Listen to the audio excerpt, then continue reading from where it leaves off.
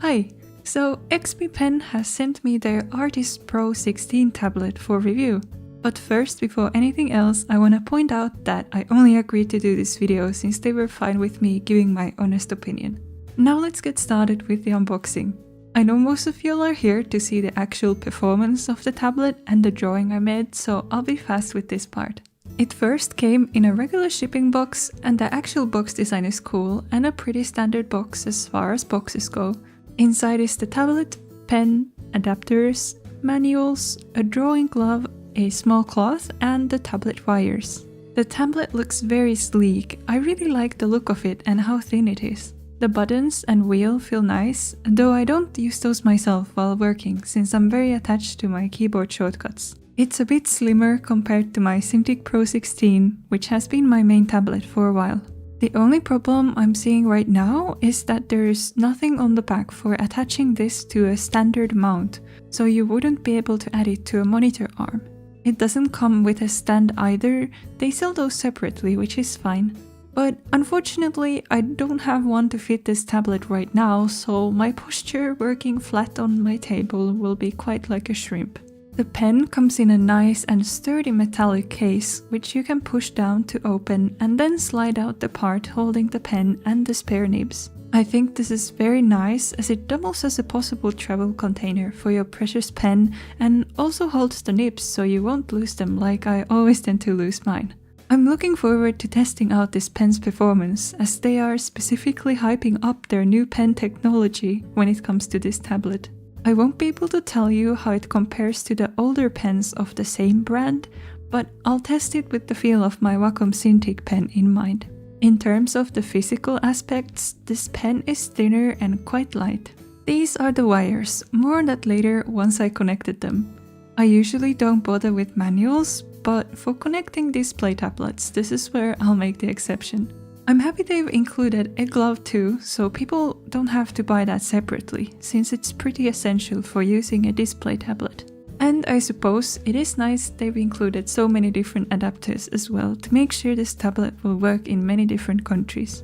Alright then, it's time to uninstall my old tablet drivers and crawl under my table and get this tablet connected. It was simple enough to connect. One USB and HDMI went into my PC, and one USB into the power adapter and into the outlet. Only one wire is connecting to the tablet itself, so you won't have to look at the whole bundle of wires on your desk. I do think the cable could have been a bit longer though. You can't have your PC too far away. Mine is on the floor next to my desk though, and it was alright.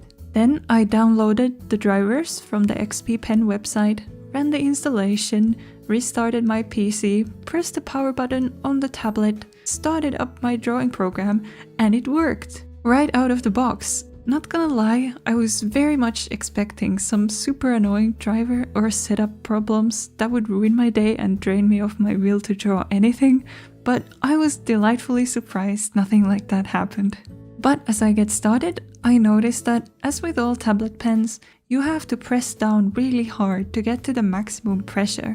So I went to see if there was any way to tweak this. There was a small icon in the system tray to access the tablet settings. And to my relief, they have the pressure curve right there in the pen settings. So I moved the top point more to the left, and now I can draw in comfort without feeling the need to stab a hole through the screen to get a more solid color out of my brushes. So my first impression has been really good so far. I'm writing this voiceover as I'm testing the tablet for the first time right now, and I really don't have anything bad to say about it. Even though I cut off the top end of the pressure levels, the pen is still very responsive and does thin lines well too. It won't pick up anything if you just drag the pen across the screen without any pressure. You do have to press a tiny bit, but this is totally fine in my opinion. This pen definitely lives up to my standards, and I wouldn't mind doing professional work with this. The gap between the pen and the screen is small, maybe about the same as the Cintiq. I can't really tell a difference there, and I wasn't thinking about it until I remembered it's something I should mention. The surface material of the screen is a bit different, but not in any bad way. I got used to it very fast, in a few minutes. Another thing I was impressed by is that the pen was calibrated almost totally fine out of the box. And after I ran the calibration, it was even better. On my Cintiq, one of my biggest gripes was that no matter how I did the calibration, the only place where the cursor and the pen really lined up was the middle of the screen. And I'd keep misclicking the small icons of the drawing menus that are near the edges. But this doesn't seem to be a problem at all with this XP Pen tablet. I haven't misclicked a single thing, and the cursor aligns quite well with the pen also at the edges of the screen. Speaking of my gripes with the Cintiq, it just reminded me that this XP Pen display tablet is quiet, and it is not hot or even warm either. Of course, it is a 1080p screen, so maybe it needs less power to run or something. Please don't quote me, I'm just speculating. Compared to my Cintiq, which has a 4K screen. But the Cintiq fans are literally louder than my desktop PC, and the middle of it gets so warm that my hand is sweating during the summer. So props to XP Pen for making this tablet quiet and cool to the touch. I can't hear a thing from it unless I put my ear within centimeters of the tablet, so it's practically silent. Now it's time to put it to the real test and draw a quick illustration with it. My back won't be too happy hunching over this tablet, but I'll overlook it since that's on me for not buying a stand or realizing to ask for one for this review.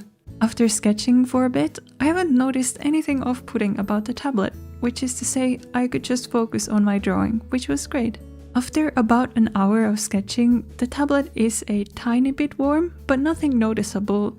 My hand is still cool and you can only mainly feel it if you try the bottom side of the tablet. I wouldn't have noticed anything if I weren't paying special attention, I think. So then I went ahead and continued making this illustration. I also tweaked the screen's colors through the NVIDIA settings so that the colors were more accurate to my main monitor. After that was done, I had no problem with the screen and I thought that the colors were quite good and vivid. I also managed to prop up the tablet on a book and an upside down mousepad to save my neck from further pain. During this drawing, the only slight annoyance was that I was too lazy to calibrate the pen again after changing my viewing angle, and I kept sometimes color picking the wrong color, but I do suspect that was just my fault for not calibrating the pen again. Otherwise, I have nothing but praise for this pen, which was comfortable to hold and performed very well thanks to their new pen technology, I'd presume.